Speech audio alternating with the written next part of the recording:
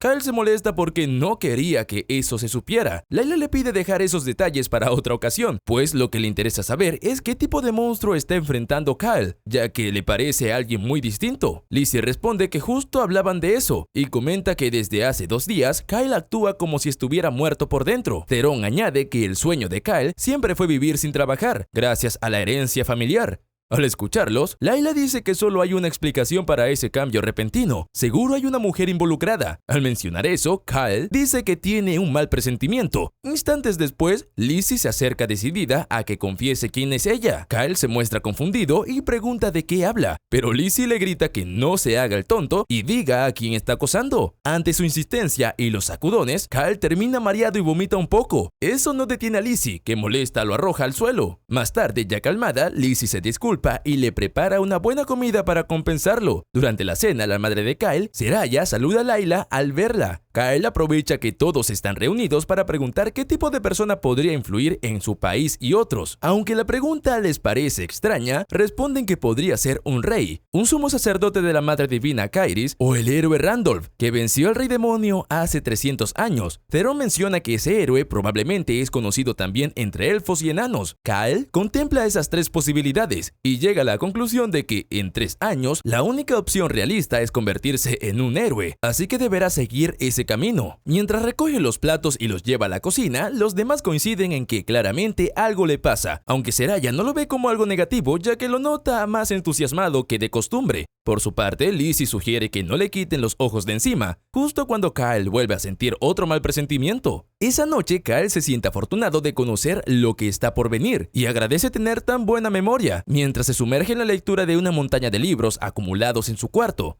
En ese momento llega Tyrone a visitarlo y le pregunta si de verdad tiene tantas ganas de convertirse en un héroe. Kyle le responde que sí, y que cuanto antes lo logre mejor, aunque también es consciente de que no será nada sencillo, por lo que ya está pensando en cómo hacerlo. Tyrone le sugiere que derrote al rey demonio, pero ambos coinciden en que no es algo que pueda lograrse tan fácilmente. A partir de ahí, los dos comienzan a discutir sobre lo que realmente se necesita para convertirse en un héroe. Kyle tiene claro que la fuerza es fundamental, pero que no es más que la base. Por sí sola no sirve de mucho. Desde su punto de vista, el dinero también es crucial, ya que los héroes ayudan a los demás de manera desinteresada, pero ir de aventuras no es gratis. Otro factor clave son los contactos. Si las personas lo tratan con respeto o admiración, podrá forjarse una reputación. Y además hace falta suerte, pero no cualquier tipo de suerte, sino la clase de suerte que te pone frente a las desgracias ajenas.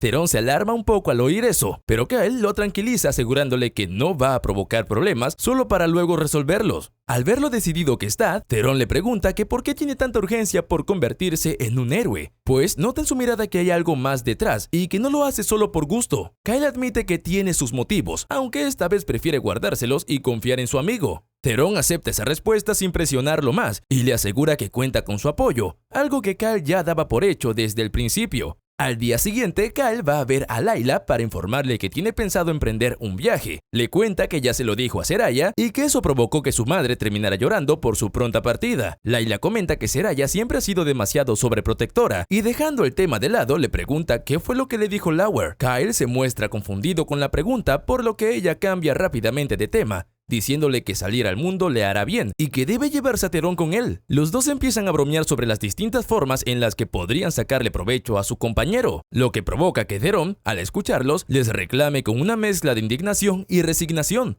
Más tarde, Kyle se reúne con Lizzie en privado para contarle que en 2 días partirá de viaje. Su primera parada será la capital real de Malad. Una vez consiga todo lo necesario allí, su verdadero viaje comenzará. Lizzie intenta decirle algo, pero antes de que pueda hablar, Kyle se adelanta y le dice que no podrá acompañarlo. Eso molesta a Lizzie, quien le reclama al saber que Theron sí irá con él. Le asegura que no sería una carga y que puede cuidarse perfectamente. Kyle le responde que seguramente su madre tampoco querría que ella se pusiera en peligro, pero Lizzie no duda en afirmar que, si es necesario, pedirá disculpas ante su tumba todas las veces que haga falta. Aún así, Kyle insiste en que también desea protegerla y para poner fin a la discusión, la sorprende con un beso en los labios. Tras unos largos segundos, se separa y le dice que, cuando regrese, ella será la primera en saberlo, por lo que pide que espere por él y que confíe. Lizzie, aún atónita, le responde que no es justo, pues la ha dejado sin palabras. Finalmente acepta su decisión y le pide que, por favor, vuelva sano y salvo. Kyle acepta su petición sin dudarlo, así que ambos se limitan a compartir un cálido abrazo.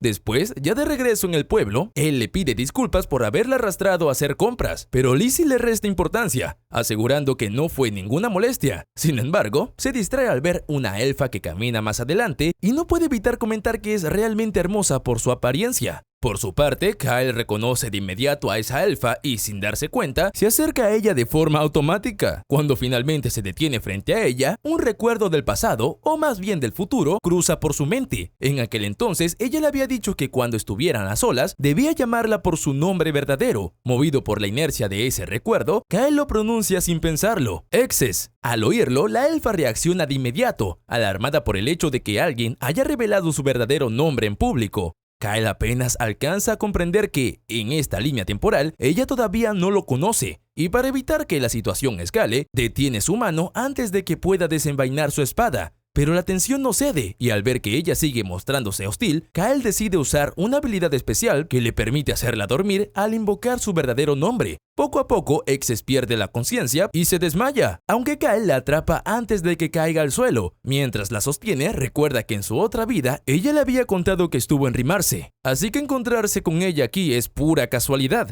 De inmediato, siente intensa presión detrás de él. Es el aura de Lizzie, que se hace notar sin decir una sola palabra. Con tono serio, ella le reprocha que, por muy atractiva que sea, no tiene derecho a tocarla así. Kyle, algo nervioso, intenta aclarar la situación. Le dice que tiene una explicación y es que se sintió muy solo sin ella. Lizzie, confundida, le pregunta qué demonios está diciendo, recordándole que ella ya está a su lado y que piensa acompañarlo en su viaje. Más tarde, los tres se sientan a conversar a solas, ahora que Exes ya ha despertado. Actuando como si nada hubiera pasado, Kyle le pregunta con normalidad si su nombre es Ursa. Sin embargo, ella le pide con seriedad que deje de decir disparates, le recalca que solo ella y sus padres conocen su verdadero nombre y exige saber cómo es que él lo sabe. La verdad es que ambos se enamoraron 4 años en el futuro y fue en ese entonces cuando ella decidió confiar en él y revelárselo. Pero Kyle, consciente de que no puede compartir ese tipo de información, opta por dar una excusa poco convincente. Ursa no se lo toma a la ligera y le recuerda lo importante que es el nombre verdadero para un elfo.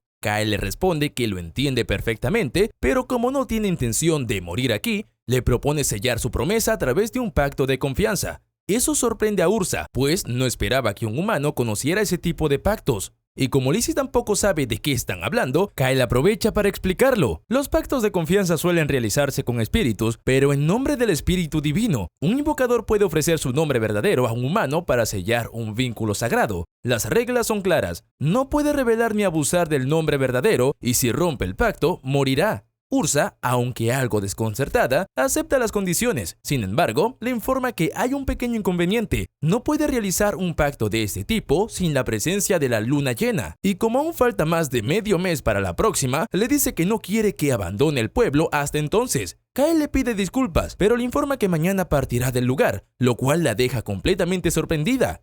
A la mañana siguiente, Kyle comienza a despedirse de su madre y también de su padre. Aunque con este último, le cuesta encontrar las palabras adecuadas. Al notar su silencio, Liz intenta animarlo para que diga algo a su padre. Kyle, por su parte, apenas recuerda que tenía uno, así que se despide de ambos con una sonrisa algo forzada. Poco después, parte del pueblo junto a sus nuevos compañeros de viaje, Theron, Ursa y Lizzie, quienes lo acompañan en su aventura. Mientras avanzan, Theron comenta que no puede creer ser compañero de una chica tan hermosa. Ursa, sin rodeos, aclara que ella está allí por conveniencia, así que no hay nada entre ellos. Más adelante, Lizzie le pregunta a Kyle si la capital real no quedaba en dirección contraria. Él responde con calma que pueden ir más adelante, pero por ahora han cambiado de rumbo por su nueva integrante, la invocadora Ursa. Ella intenta negar que forme parte del grupo, pero sus protestas son acalladas por los aplausos entusiastas del resto. Algo molesta, decide guardar silencio. Dejando ese tema atrás, Kyle anuncia que su destino inmediato son las montañas Sungard, y les pregunta si conocen la leyenda del lugar. Lizzie responde que, si no se equivoca, es el antiguo reino de Sarles y el gran laberinto del rey mágico. Kyle les asegura que no es solo una leyenda. Luego, saca un mapa que, según él, revela la ubicación exacta del tesoro oculto en dicho laberinto. Al verlo, los demás se sienten decepcionados, creyendo que Kyle fue engañado con una falsificación. Sin embargo, él insiste en que es auténtico. El grupo sigue escéptico, hasta que Ursa examina el mapa con atención. Descubre que está hecho de un árbol mágico con más de 1000 años de antigüedad. Explica que esa tecnología ya no puede reproducirse, así que probablemente el mapa es real. Lizzie queda sorprendida y Theron se convence sin dudar, simplemente porque Ursa es hermosa. Aunque su percepción cambia, Lizzie señala un punto importante. El mapa es enorme y quiere saber cuánto tiempo les tomará encontrar el tesoro. Kyle les pide que no se preocupen, pues tiene un plan simple: evitar los peligros del laberinto excavando. Más tarde llegan al lugar y comienzan a trabajar. Mientras cavan, Kyle explica que hacen esto para saltarse las trampas y desafíos del laberinto del rey mágico. Theron se muestra intrigado por la información detallada y se pregunta cómo Kyle conoce tantos detalles. Él evita explicar, desviando la conversación. En ese momento, Ursa invoca un espíritu para ayudarles y les da instrucciones. Como hablan demasiado, los regaña para que se concentren. Al caer la noche, montan un campamento y disfrutan una cálida cena bajo las estrellas, saboreando la comida de Lizzie. Mientras comen, Ursa nota una piel de oso colgada cerca del fuego y pregunta a Lizzie si atrapó al animal con trampa. Lizzie responde que fue con sus propias manos, dejando a Ursa asombrada. Intrigada, le pregunta cómo logró tal hazaña. Más tarde, ambas se relajan en aguas termales, gracias a una invocación mágica de Ursa. Lizzie comenta que la magia es útil y siente envidia de no poder usarla. Ursa asegura que atrapar un oso así no es para cualquiera, y pregunta si es por Kyle que Lizzie es tan fuerte. Lizzie responde que en parte sí, se prometió volverse más fuerte.